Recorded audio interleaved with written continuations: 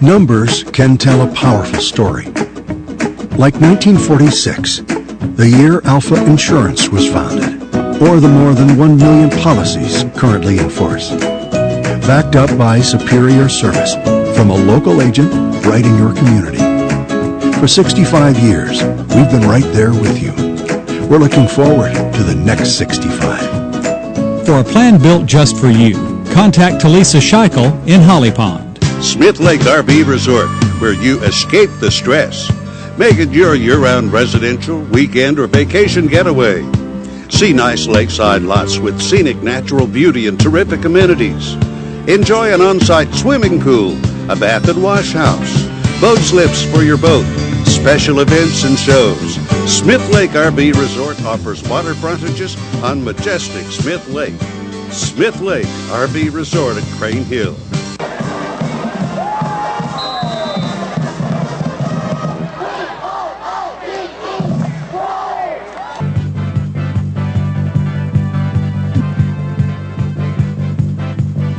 In for the first TD. On the next The status of one of your players that sustained an injury last week. How is he? Dakota Hurst separated his hip. Dislocated his hip about the fifth play of the game last week. We still don't know. There's no way he's going to play and might not ever play again. Dakota's one of our seniors, and we're going to really miss his leadership on the field. And he's at practice right now, and helping and encouraging the other kids and stuff. And he really had a really good summer and off season, and as a leader for us. And we need him, and that's what we've told him. We need him to continue in that role, but we're going to miss him on the field too. That leadership on the field. We certainly wish him the very best. We also wish you the very best, because this is a marquee game Friday night in Coleman County, and a great rivalry, especially with a school that you have some association from the past. Well, that's true. That's where I started out coaching, and that was 35 years ago. Yeah, I happened to be a senior when he was there first at Good Hope in 1979. And also, Mrs. Miller is a Good Hope alumnus. She is, and all her family's from Good Hope, and I hear about that a lot. But we're looking forward to it. Coach Moss and them do a really good job over there, and he's going to have a good football team. He's going to have his kids ready to play. Thanks for joining us this week, Danny, and good luck to the game Friday night. Thank you. That's Coach Danny Miller, the Hanson Bulldogs. They take on the Good Hope Raiders, 3A Region 7 battle at Ray Talley Stadium. Come down and see a very good football game and to get underway Friday night at 7. We'll be back with more of Inside Coleman County Football after this.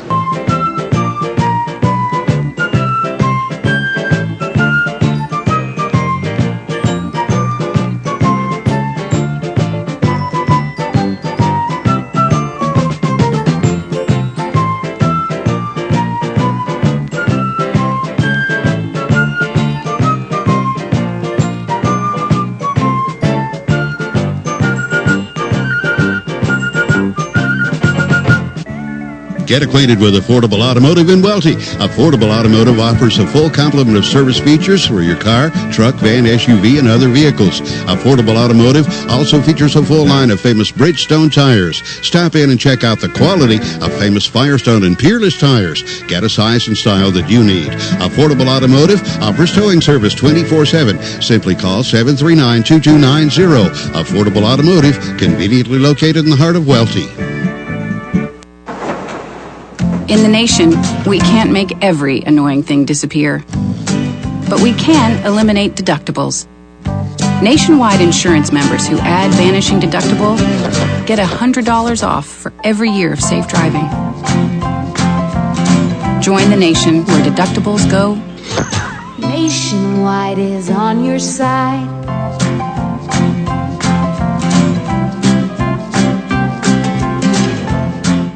Hi, I'm Leah Patterson-Lust, your probate judge, and I'm seeking re-election in the November general election. The office of probate judge is vital.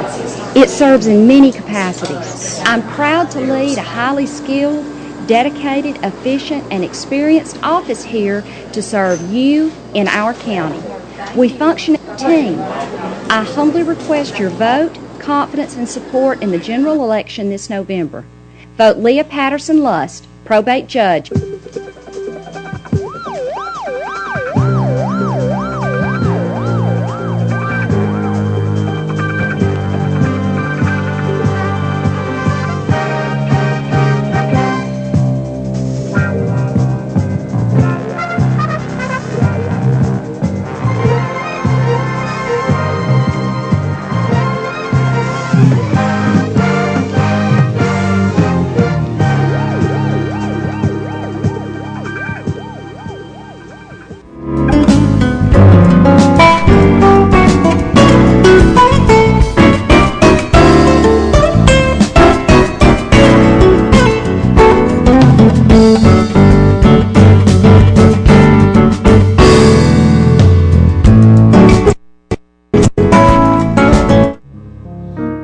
Today's obituaries are brought to you by Moss Service and Hansville Funeral Home.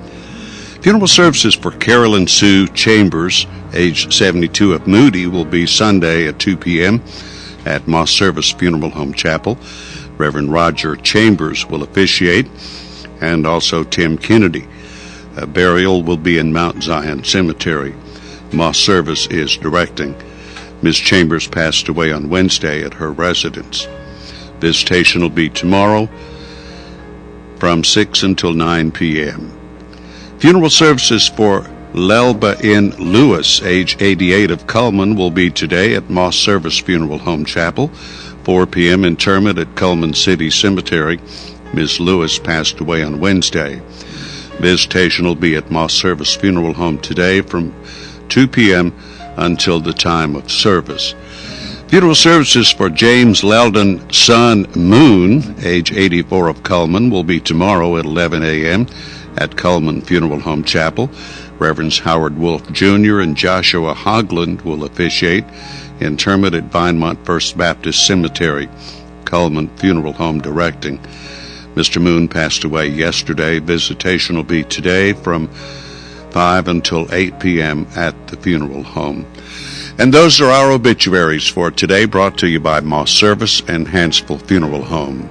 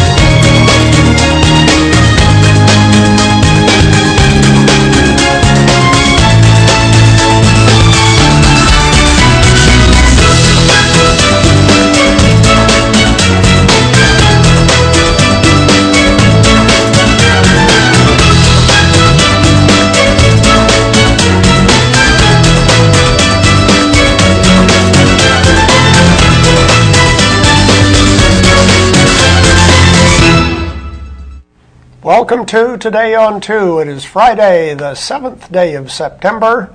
We are live on Charter Cable Channel 2. We are live on the internet. Unless you're watching later, what's the opposite of live? Are we dead? I don't think so. We're recorded. How about that? We're recorded if you're watching at 6 o'clock tonight on Charter Cable, or if you're watching on YouTube. Boy, we're just everywhere, aren't we? Let's check the weather forecast for today. Our weather brought to you by Mitch Smith Chevrolet, Cherokee Avenue. Make the switch to Mitch. Here's the weather almanac for the 7th of September. Okay, we skipped that, I guess. Going to the satellite picture, looks like rain, hopefully in the Midwest. Boy, when we were up there last week, they were really saying the crops do not look good at all. We saw people picking corn already, end of August.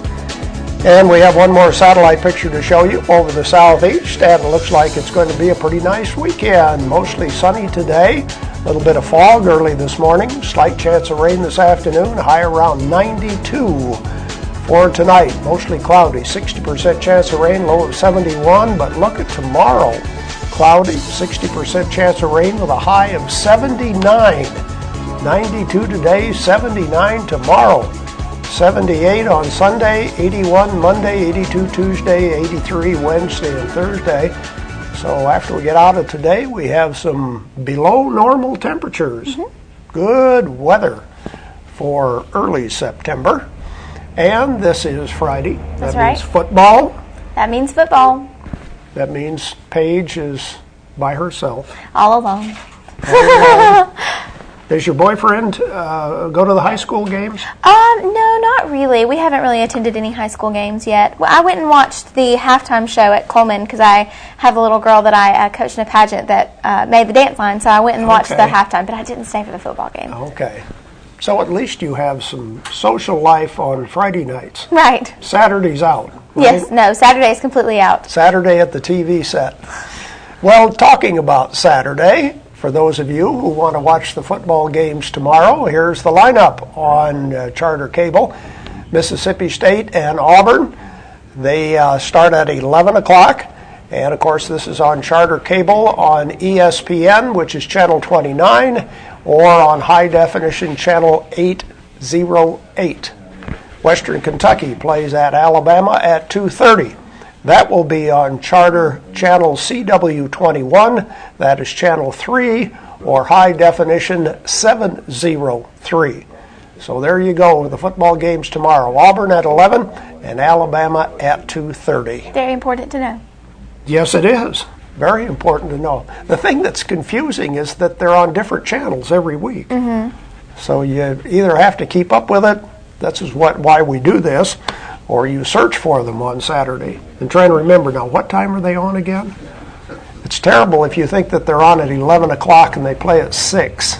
That must be dreadful. Yeah, you're waiting and waiting and waiting. And it's already happened, or happening. Yeah, or it's 7 hours later. That's the worst thing. Well, anyway, this is Friday. That's politics on Today on 2. Who's with us today, Paige? Senator Paul Bussman will be here today with us to talk about the September referendum. And also, I think George and the two Toms are going to discuss the Democratic National Convention. That's what we have lined up for today, so stay tuned. Oh, here's our Facebook friend of the day. Our Facebook friend of the day today is Josh Veras. He likes the Atlanta Braves and Mitt Romney. I wonder if he watched the game yesterday. There was a very unusual play yesterday in the Atlanta Braves game that allowed the only run of the game to score, and you can watch ESPN and see the details on that. But anyway, we'll have a commercial break and then we'll be right back.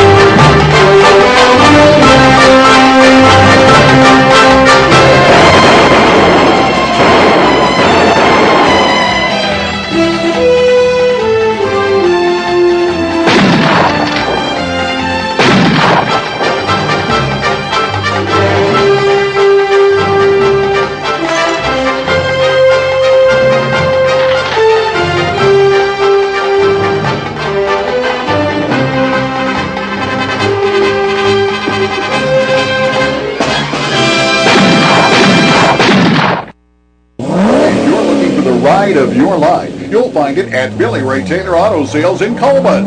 I'm talking about sharp cars and trucks that'll get you noticed and deals too low to believe. Whatever you're looking for, you'll find it and find it for less at Billy Ray Taylor Auto Sales. Come on, North Alabama. It's time you had a sharp set of wheels and a really good deal.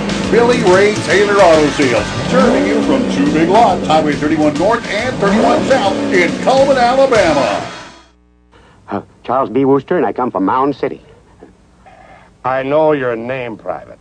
What I mean is, what kind of work have you done, if any? Oh, all kinds. Well, what, for instance?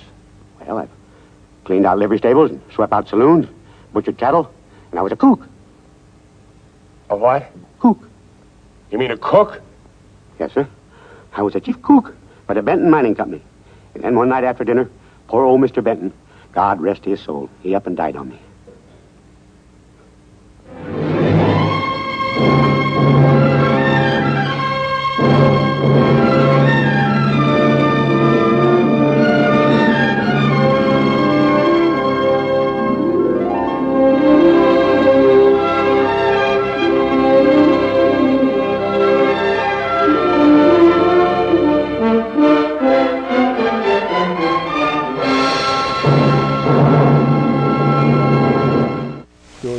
Welcome to That's Politics on this Friday, and we want to welcome this morning Senator Paul Bussman, who represents this great county, and others too for that matter.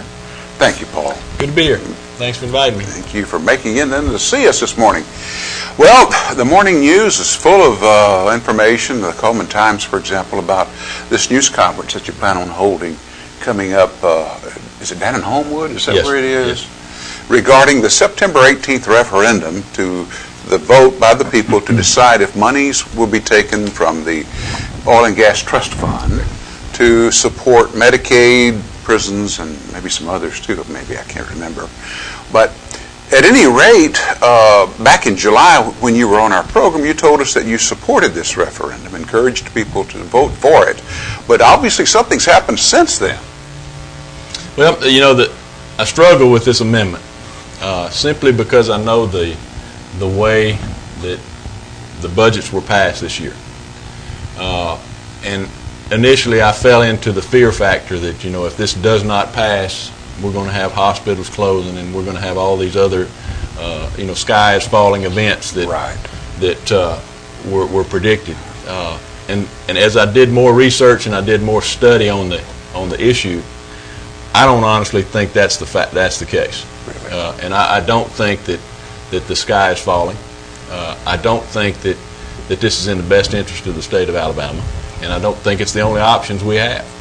And so when I get to that point where I see that it is not in the best interest of the state of Alabama, it's important for me as a leader to stand up and say, you know, research and study has shown me a different idea. And so that's what I'm doing today is I start a press conference at 10 o'clock in Homewood. We did it in Homewood simply because that's where the media is. And we have heard for the last 6 months all the bad things. And I don't think those bad things have been countered with anything that is on the other side. And so I think it's very important that we counter those comments in a different way and show people there's two sides of the issue, and then they're going to have to make that vote. But we're not sent down to Montgomery to sit on the fence. We're not sent down there to hold our nose and vote for stuff that we don't think is good. And we're certainly not there to dodge an issue and pass it on to a public that, in my opinion, is uninformed, and ask them to make a vote that they really don't understand and they really don't have the information to make a good decision. And so that's why I'm coming out. I'm sure it's going to upset some people that I am coming out against it. But my leadership has been very supportive always of a different opinion, and that's what I like about our leadership in Montgomery. We can have an honest, open discussion and then let the chips fall where they may. Obviously, you believe there are programs that can be cut. Absolutely. Which ones are you thinking about? I think we still have several areas that we can go into. Medicaid, for one, is an area, when you've got a $6 billion budget with federal and state money, 2% of waste in that budget is $120 million. And nobody can tell me that we don't have 2% waste in any operation in the state of Alabama. And so I think we have to start looking there. I think we've got to start getting out of the box and deciding what to do with prisons. People don't want to hear we're going to let prisoners out. But there's a point where we have to say, our prisons are overcrowded. The federal government is going to come in and tell us to release prisoners. So it's in our best interest to do it our way instead of their way. What would our way be, Paul? Well, I think there's several ways that we can do it. There's options that we have that would allow nonviolent prisoners out of prison, put them on a work program where they've got to show up every day and work. That leaves them at home. That keeps them with their family. That keeps us from having to pay the enormous cost of incarceration. It gives them a job, and it works them back into the community. I've thought that if we had 40 ex-prisoners in Coleman County, that they could show up at the sheriff's office every morning at 8 o'clock, and you call Mayor Nail in Hanceville, you call any of the mayors across the county and say, look, we've got 40 men or women that are willing to work, that have to work. You have them for a week in your community. I would assume that Hanceville and Good Hope and West Point and Baileyton could do a whole lot of work in their community, cleaning it up, making sure things are operating right and building things. And those are some areas that we can bring people out of prison where they don't have to sit in prison. We don't have to pay that enormous amount of money. But I think the main thing we're going to have to do is we're really going to have to take a hard look at Medicaid. We can make all the cuts we want to make in these other agencies. That doesn't touch the monster of Medicaid. And there, I think, are good ways to make those cuts in a fair way that it doesn't hurt the people of Alabama. But we have to start making those decisions. Now, between the state and federal budget, with their input, what was the size of that budget? Did you say? It's around $6 billion. $6 billion. Because we put in close to $1 billion. Okay. And then you said that you believe, and I think many people would agree, that there's a 2% waste somewhere that could be cut. And that would amount to how much? $1 million what? It'd be $120 million, just 2%. Okay. Right. And we're asking for $145 million. The other thing that we've got is capital gains right now is calculated. The way it looks, we're going to have $75 million in that money. And if we have $75 million in that money, then we've only got to make up another $75 million to get to where we have to go. And I think that we have some very intelligent people in the Senate. We have some very intelligent people in the House. If we sit down and are forced to make some tough decisions, and that's what would have to happen if this doesn't pass, I think we're smart enough to figure out a solution. But if we're given the option to kick the can down the road, I'm afraid there's a number of people in the Senate and the House that are content to kick it down the road, and let's hope that BP pays off in a couple of years and make it up. Let me say a little something now, since I was in the legislature when this legislation was passed. Incidentally, Alabama was the only state in the United States that did the right thing in this situation. The other states were spending it as a guide. And right. And Alabama decided, well, we wanted to set up a fund, a rainy day fund, or a fund when we had emergencies that we could get, have something to back us up out here. So that was the whole idea that we talked about when we passed it. And so, anyhow, when this thing first came up, I said on this television program that I would vote against it. But now I changed my mind, because that was what it was set up for, was a rainy day fund or an emergency.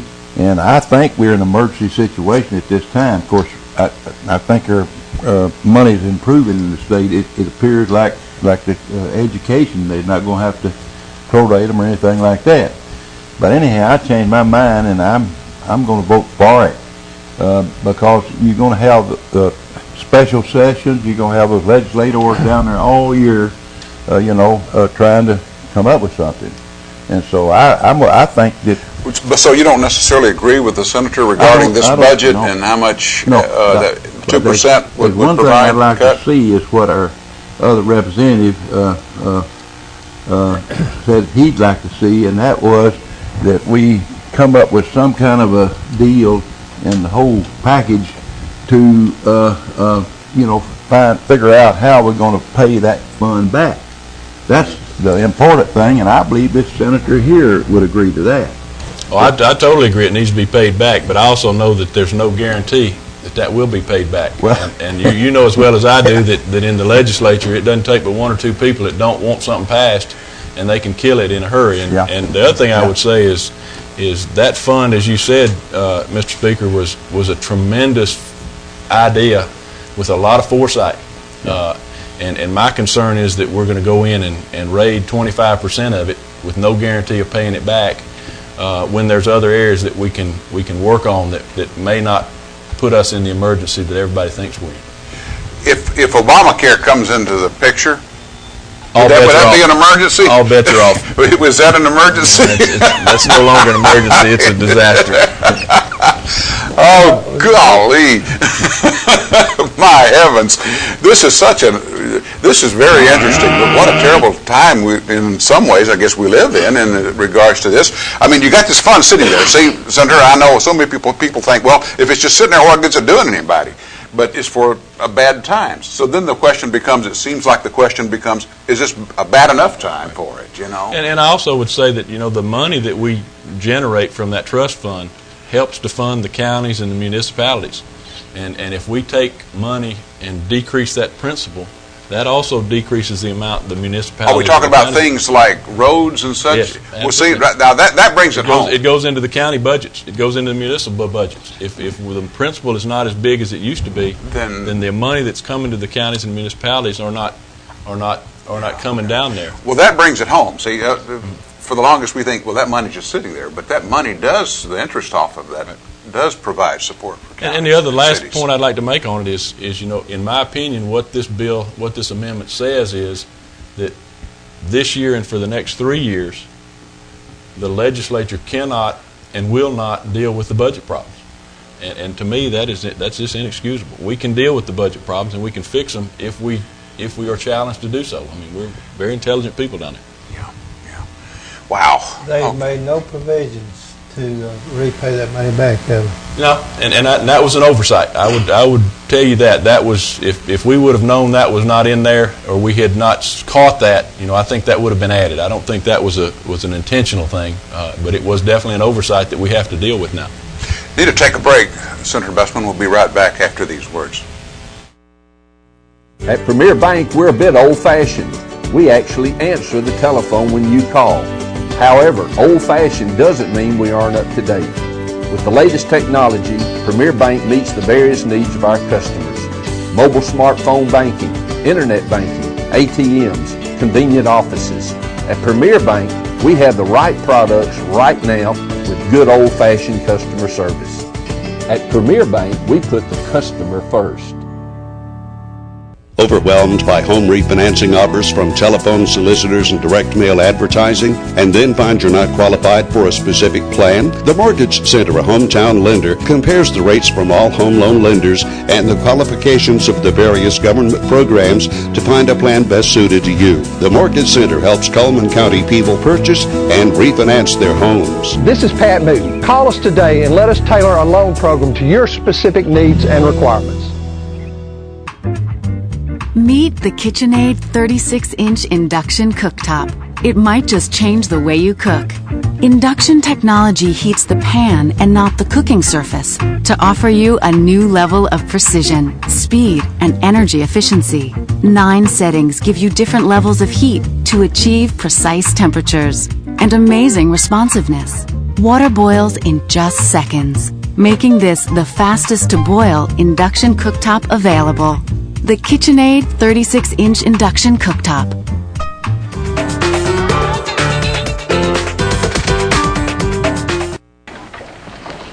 I'm Ringo. What can I do for you?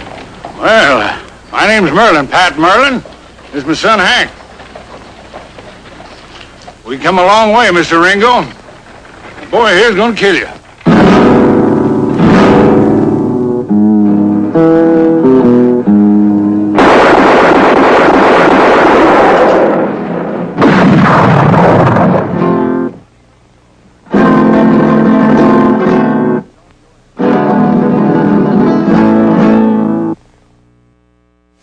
Welcome back to That's Politics. I'm going to tell you what, there are few times in my life that I have seen how that democracy is the best form of government that you can have. And that is that people don't shoot each other, that people can talk and negotiate and reason, and that our form of government allows you to have a different opinion. And it turns into a vote.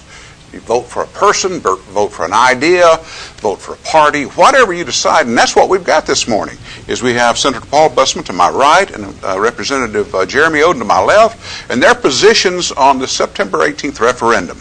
Now let me start first, since we've spoken with Paul initially. Jeremy, why do you support this referendum? It goes back, and let me do a preliminary here. Basically, I wouldn't be for this, measure. And there's several things that have skewed me or put me into the position I'm in when I've looked at the budgets and seen some of the stuff it is. It goes back to what the speaker was saying earlier. It's whether or not you're going to say we're in a critical enough situation to go into your savings account. And that's basically what we have, is our savings account. And it does earn interest. And that interest is based on the principal of what you've got in there, and that principal then earns that interest, and that interest then is distributed back. So that's what we're talking about. So when we go into that account, then we are pulling that principal with this one, and this is the first time we've done that. Usually we talk about the interest side of it and not the principal. So it goes back to see whether or not we're in an emergency situation or a situation where we have to go in there and touch that principle. Several, and I respect fully Senator Bussman's view. I understand Senator Bussman's view fully of what we're doing. I personally think, though, this is a time in which we can set up this measure for emergency situations over the next 4 years. It's not necessarily pulling all of it at once.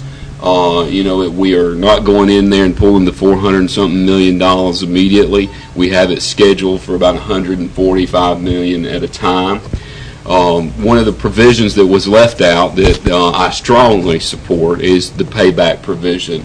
I think that we will do that. I have a little more optimism, I think, than the senator. Of course, now he's in the senator, and that's a whole different body than the House. There is a way to pay it back. And so, is there a plan to pay it back? Yes, there's several plans that have already been introduced. Some are being actually drafted now to be able to do it. The governor has said that he will be in full support of the plans to pay back this measure. So it is not going to be just a draw. It is also going to be a payback provision. And I think that I'm like the senator. I think that was just and it was a huge oversight. I'm not going to say that it was a small oversight. It was a huge oversight of not having that in the original bill. So if the provision is to pay it back, and that's the only reason I've really come out in support of this, because I usually leave decisions like this, the people's got to make it still, and that's where we are at. And they've got to decide whether or not it's a situation when we should draw that out of the fund or not. And normally I don't touch the principals on saving account. I'm just that type of person. I personally feel, and when I'm looking at the budgets, can we make up the money by trimming some of the stuff? I don't think that we are in that position right now. We have trimmed. We have cut. And if you haven't noticed that, then go to your courthouse, go to your circuit clerk's office where they've got 4 and 5 people running the show, and it needs to be 8 and 10 and 15.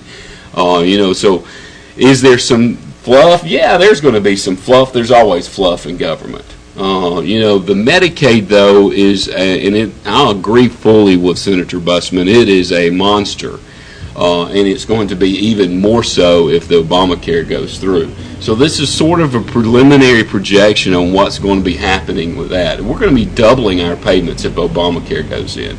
This money here won't even begin to affect what will happen if Obamacare goes in. The state has to pay that. It will not be it's going to be a mandatory thing that we do. So this is preliminary over the next 4 years. So one of the things, though, that we are looking is that do we have to draw all of it out? Or can we just draw what we need in the portion? And so that's some of the stuff that they're still working on. And right now we're saying you don't have to draw it all out. You can just draw, if we come up short $40 million or $50 million, then that's what we'll pull out. So that's the thing that you have to look at. And you have to decide whether or not it's an emergency situation and you go into that savings plan. I think that we are setting up a provision in this vote that if there's an emergency either this year or the next couple of years, then we can go into that plan and pull it out. The payback thing, though, is very huge in my mind. And the senator's right in a sense that it's not in this of what we're going to be voting for. It should have been. But we've got guarantees from all of the leadership and from the governor that provision will go in. So, does that settle your mind anymore, Paul? Well, I know that just from what I've seen in the last 2 years, that it only takes one or two senators to buck up against something like this, and they can shut the Senate down, and they can prevent it from moving forward. Do we have two people in the Senate that may do that? I don't know, and that is a concern to me. And like Representative Oden said, there is some fluff still. The concern I've got is if we have $145 million that we can draw from, are we really going to make the hard decisions that we have to make to cut the areas that we need to cut, or are we going to say, well, we've got $145 million to cover, and let's don't do that this year? Since 2009, we've been living off one-time money. We've not lived within our means since 2009. The previous legislature, 2009, 2010, lived off federal stimulus money, $500 million a year. The first year we were in office, we lived off of the new calculations for capital gains, $293 million a year. And now we're in the second year, and we're still not living within our means. We're still saying we've got to have more money to survive. And there's got to be a point where we have to say, it's time to live within our means. We all watched the Republican convention. I watched it very closely. Many states were trimming budgets, balancing budgets, dealing with the extreme costs of pension, shrinking government. You didn't hear Alabama as one of those reforming states. And that was a tremendous eye-opener for me to see that we are not included in that group. Now, we've done a lot of good things. We've done a lot of great things in the last 2 years. But right now we've got some work yet to do, and I think we need to do it at this time. Representative Oden, the senator has talked about this at least 2% fat that can be cut from the Medicaid budget. Talking about state funds, federal funds, that there's going to be 2% fat on just about anything, especially at Medicaid. The mathematics in that is, let me explain what happens. It's almost a 5-to-1 match in Medicaid. So what happens is if we trim say $100 million on our side, then we lose that $4 million on the government side, or 400, however you want to look at it. So it's a 5-to-1, and so when you lose that, though, you're losing a good portion of what's actually going into the Medicaid budget in order to, basically fund some primary services. You're looking at senior services. You're looking at some of the things that come out of Medicaid that may not. It's people like, well, why are we doing that? But in reality, you're sitting there helping the seniors and helping the people on Medicaid. So when you start trimming $1, you've got to look at you're trimming $6 total. And so that's the whole difference. Yeah, well, it's easy to look at a percentage and say you're cutting 2%, but go out and ask some of these people who are on Medicare drawing $685 a month and living on it and ask if they want to give 2% of their Medicaid budget up. Go in there and ask some of these people who are in nursing homes and, had to give up their family inheritance just to be put in nursing homes. Go in there and ask some of these doctors in these hospitals or not, can they trim 2% from where they're at? I'm going to sit here and say, you can always find 2%.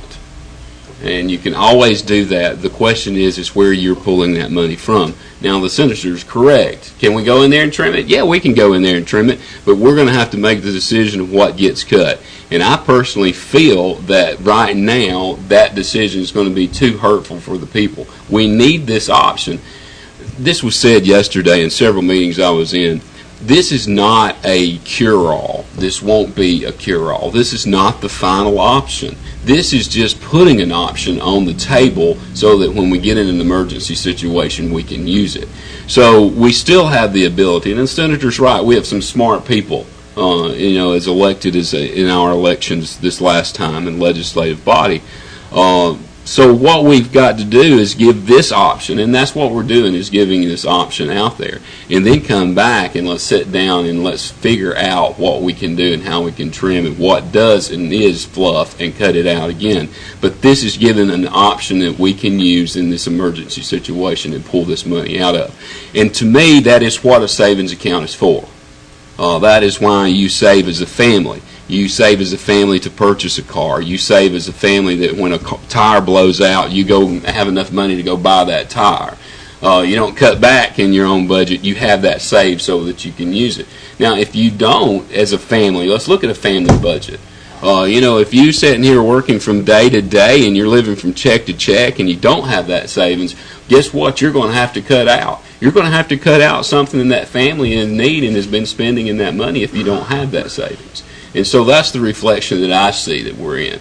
Y'all have cut a lot already, too. Yes. We have cut a lot. Now, I'm not going to disagree with the senator that there's some things out there that doesn't need looked at. I think we're still in that mode, and I think we still can be in that mode of looking and cutting and seeing what is not necessary, what is government's responsibility, and it comes back to all of that. It comes back onto what actually we can do as a government to help the citizens that we serve. We've got to take a break, gentlemen. We'll be back in the second half with Senator Paul Bussman and Representative Jeremy Oden. We'll be back in the second half.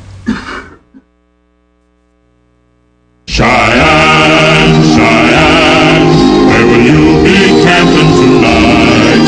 Lonely man, Cheyenne, will your heart stay free and light?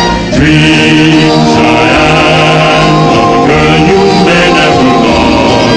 Move along, Cheyenne, like the restless clouds up above. At Premier Bank, we take pride in serving our community. We respect our customers, and we've won awards for our ethical conduct. We're motivated to do all we can for you, and we're interested in your banking needs. We're efficient, safe, and sound, and our relationships with our customers are second to none. At Premier Bank, we put the customer first.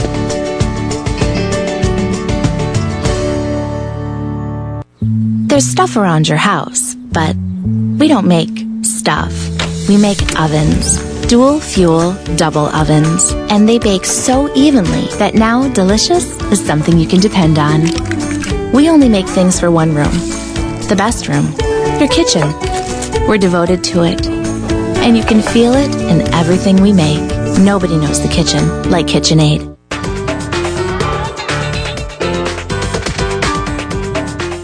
Overwhelmed by home refinancing offers from telephone solicitors and direct mail advertising, and then find you're not qualified for a specific plan? The Mortgage Center, a hometown lender, compares the rates from all home loan lenders and the qualifications of the various government programs to find a plan best suited to you. The Mortgage Center helps Cullman County people purchase and refinance their homes. This is Pat Newton. Call us today and let us tailor a loan program to your specific needs and requirements.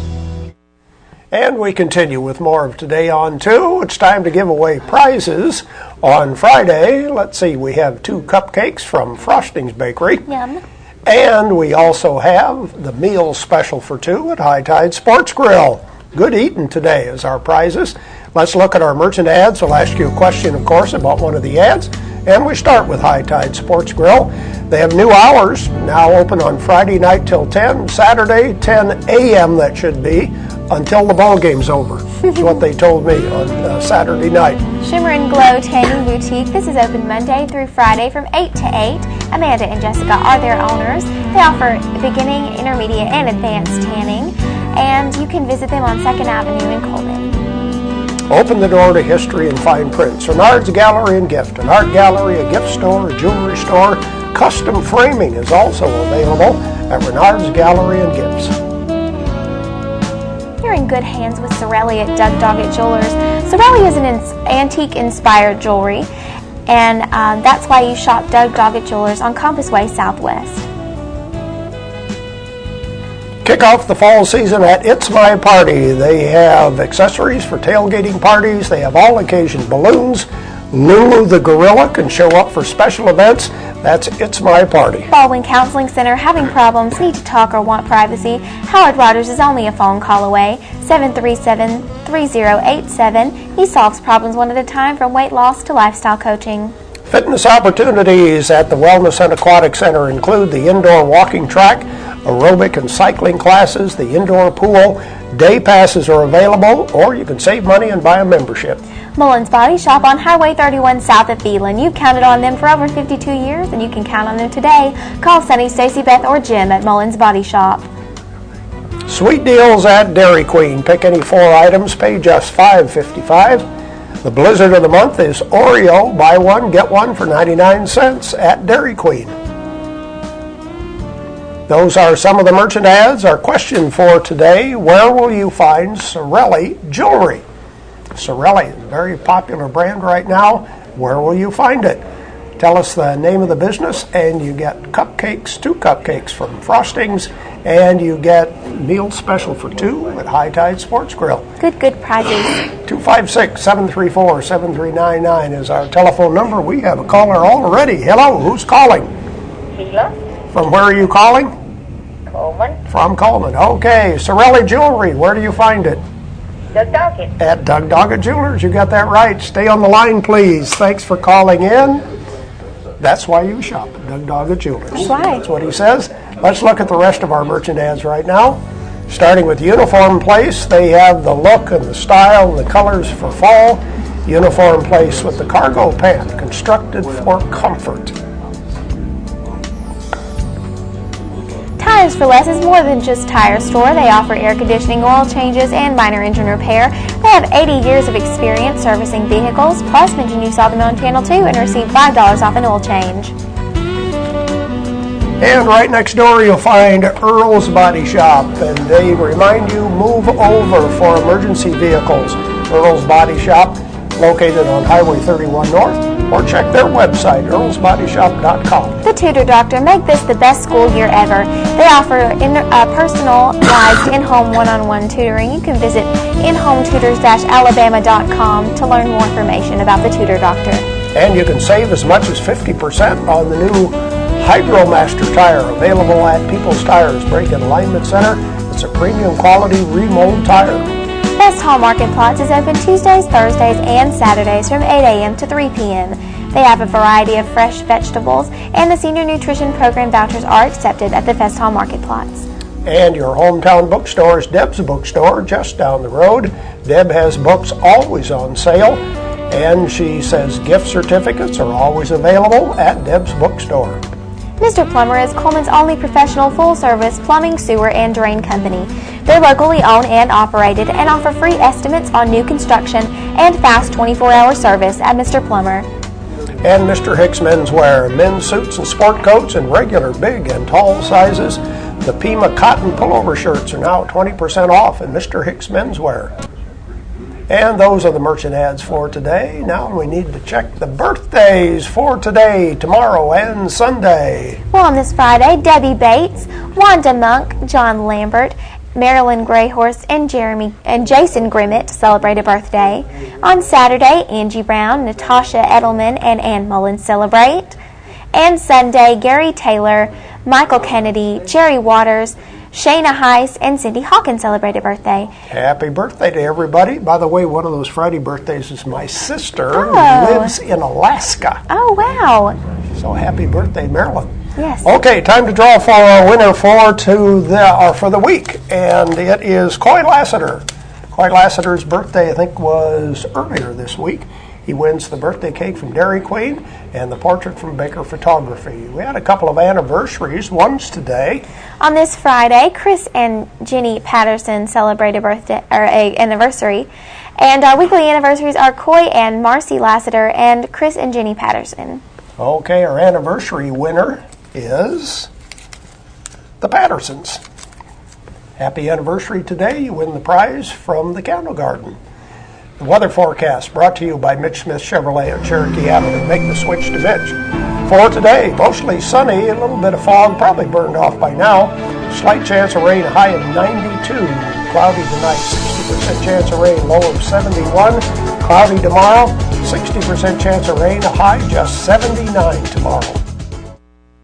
There's something about the moment when you first walk into that new home. It took a lot to get there, but Eva Bank made it easy to get the loan you needed. Eva Bank, as a part of the community, makes lending decisions right here where you live.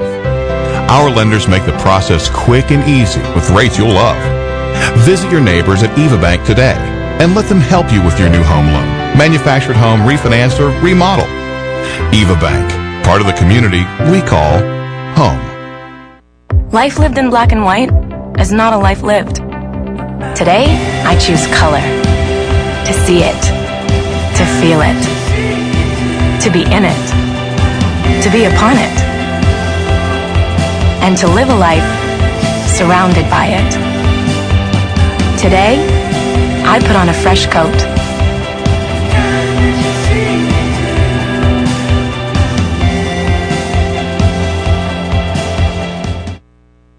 At Premier Bank, we are very proud of the long-lasting relationships we have with our customers.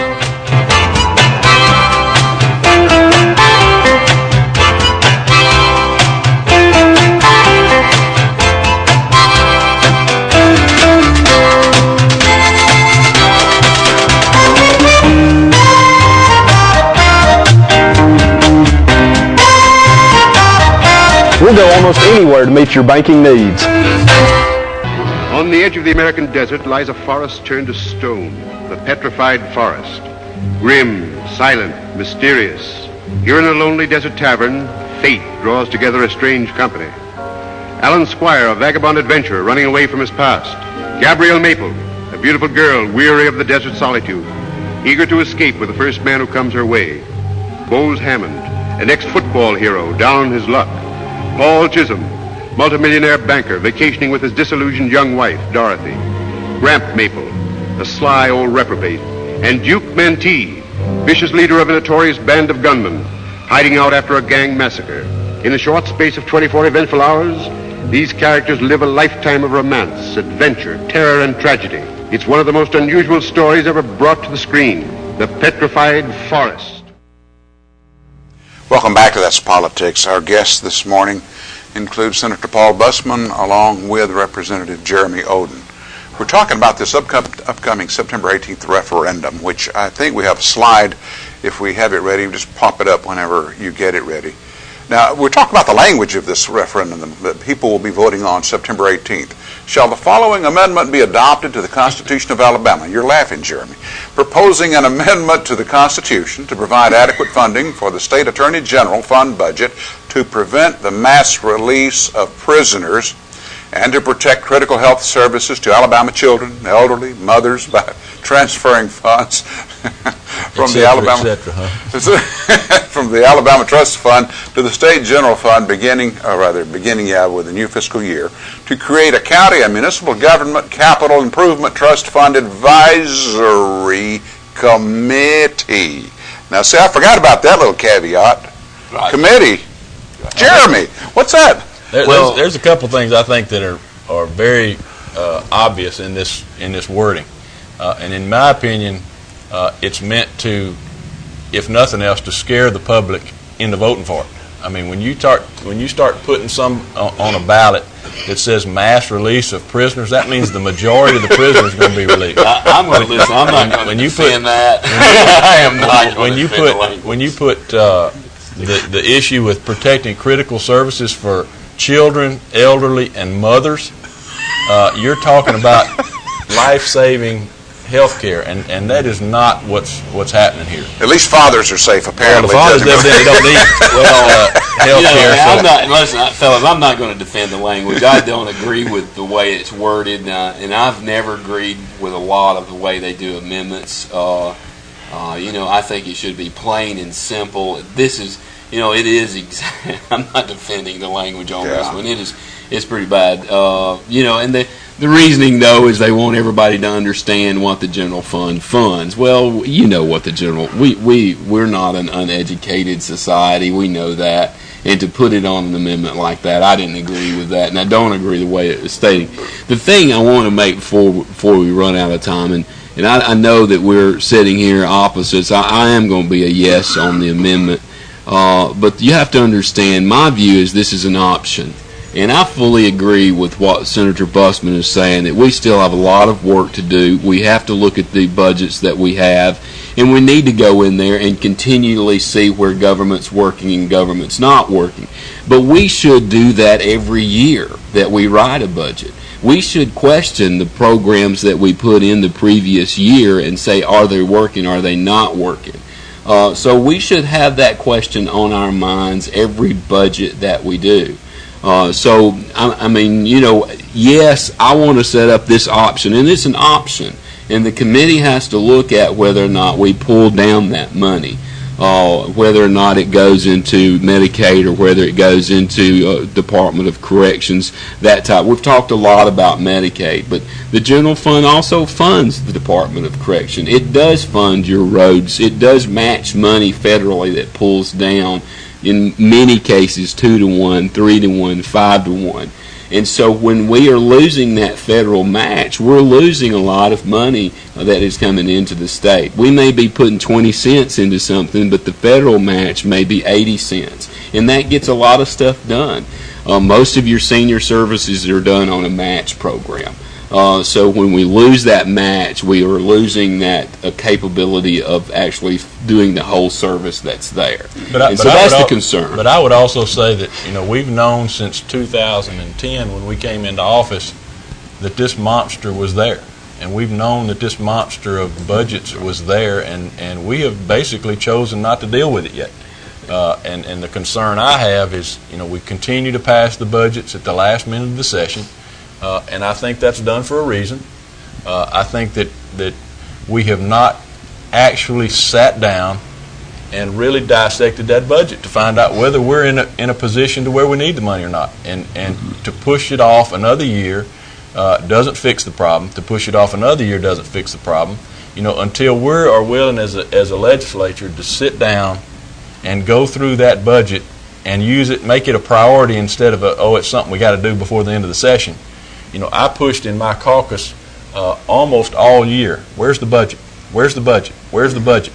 And it kept getting pushed off, We need to sit down. That's the only thing we're supposed to do. That's the only thing we have to do. Senator, I want to say something to you right now. All right. I stayed down there 32 years, and the budget was passed at the last minute on every session we had. Well, I can tell you, I can tell you, Mr. Speaker, that's the way they kill a lot of legislation that I won't. I can tell you this. I've already told my leadership that I expect the budgets to be on the floor of the Senate by the 15th day.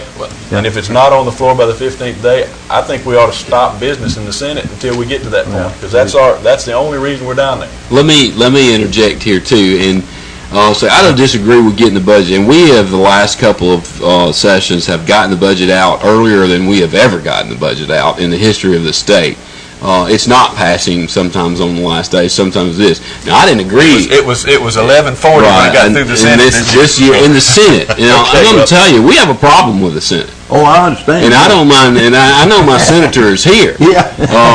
The thing about it is when in 10 years ago, actually it was 12 years ago, this happened in 98, when they took some of the control away from the lieutenant governor, and when they took that check and balance away from the lieutenant governor, who was a Democrat governor, versus a first-time Republican lieutenant governor, that power was taken away from them, and it created a situation where 1 to 2 people can stop the whole entire state of Alabama. That's the correction that we've got to make. And in order for some of this stuff to start happening, I think that body needs to address its rules. And then we're getting in a whole different subject, so let's get back on to the other thing. I agree that we need to sit down and we need to look at these budgets.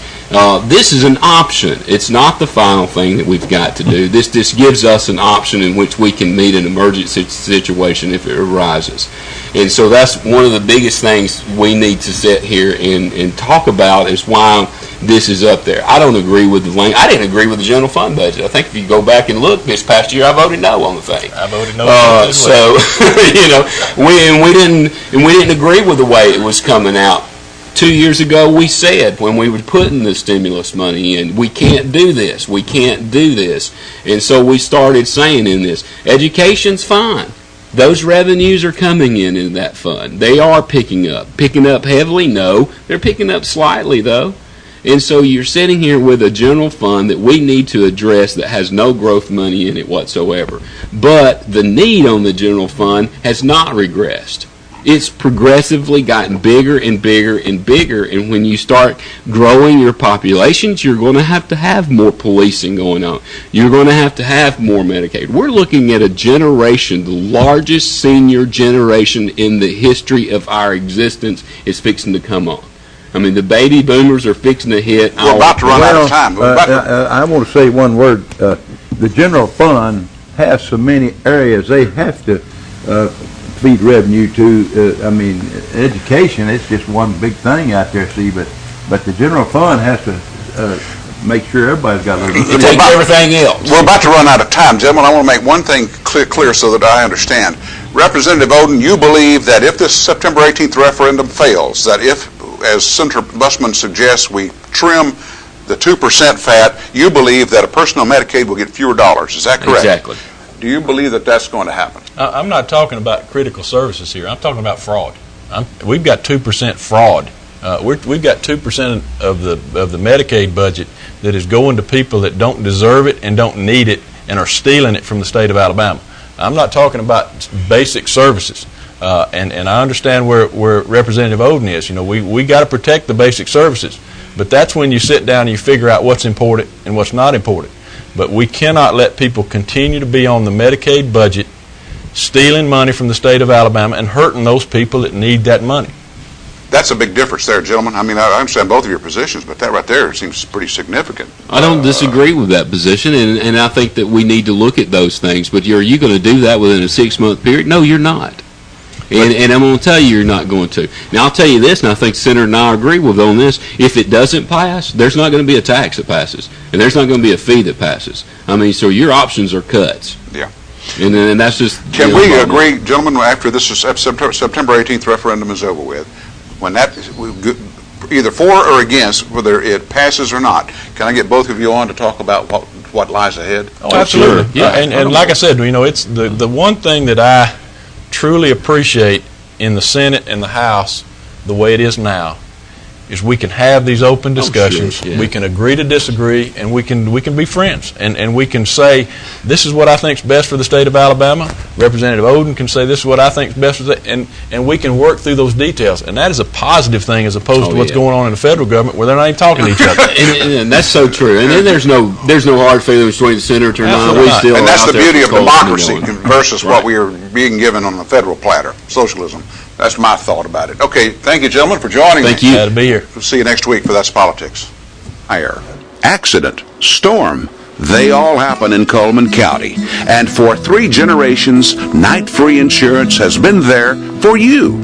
Continuing today with Elliott and Westcott Free, customizing your life, home, auto, and business insurance with auto owners. Call Westcott, Elliott, Judy, Tina, Angie, or Karen. Night Free Insurance, where people are the difference. I'm open for opinion, Sergeant. What's yours? Well, I figure we have about an hour and a half. Before what? We know what's back there coming our way. Tanks. When they catch up to us, we'll be sitting ducks. Period.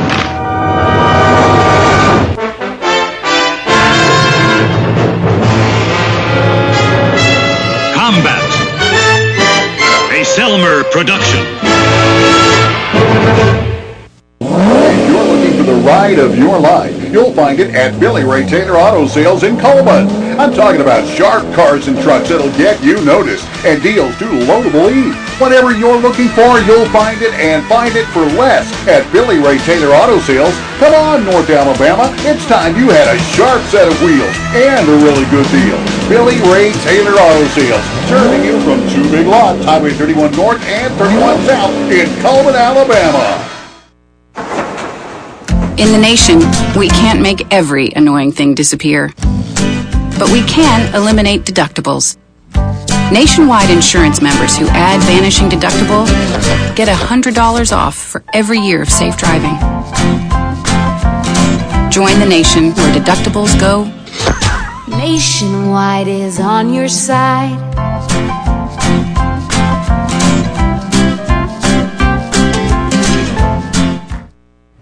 Our community billboards are brought to you by Pepsi, Mountain Dew, and Coleman Jefferson Gas.